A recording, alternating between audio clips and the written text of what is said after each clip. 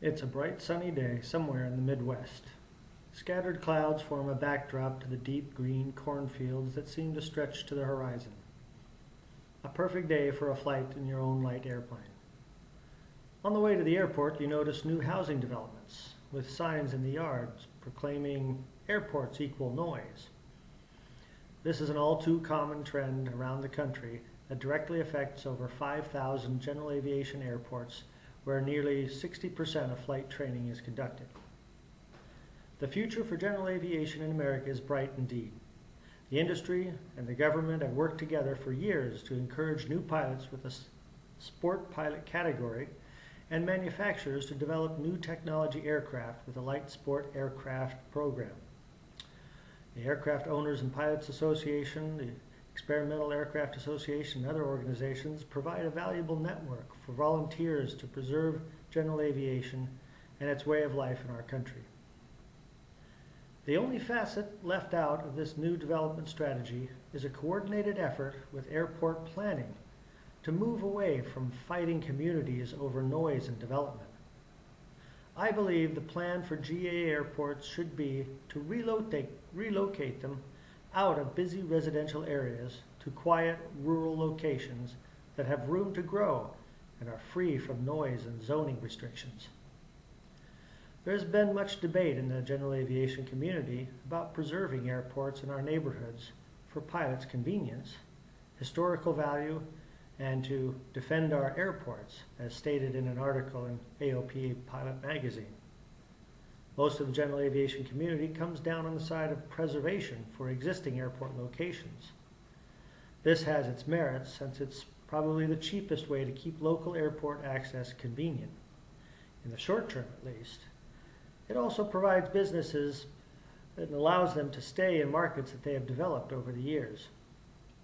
The problem with many existing general aviation airports is that they're being swallowed up by development from commercial real estate and the suburban sprawl. Unfortunately, most of those people doing the encroaching are not pilots or aviation-related businesses, so they have no sympathy or connection, historical or otherwise, to the airports. I propose finding those airports located in the most lucrative areas and selling the property for development. The proceeds could be used to purchase new property far from noise-sensitive areas with safer approach paths, free of obstructions hazardous to aircraft that such development brings. The 2009 AOPA Safety Foundation's Null report cites statistics on aircraft accidents over congested areas. This danger could be eliminated with relocation. The modest development that comes from a local airport could also benefit the rural economy in these challenging times, where agriculture is losing ground as a means to support a family. There are billions of dollars wasted in efforts to fend off development of local airports in urban or congested areas. I believe we should instead embrace developers' efforts and, indeed, use them to our advantage. This would take a very long-term view of general aviation growth in our country, and one that would not be popular in the personal aircraft community, at least in the short term. We have to recognize that we are a small minority that love to fly.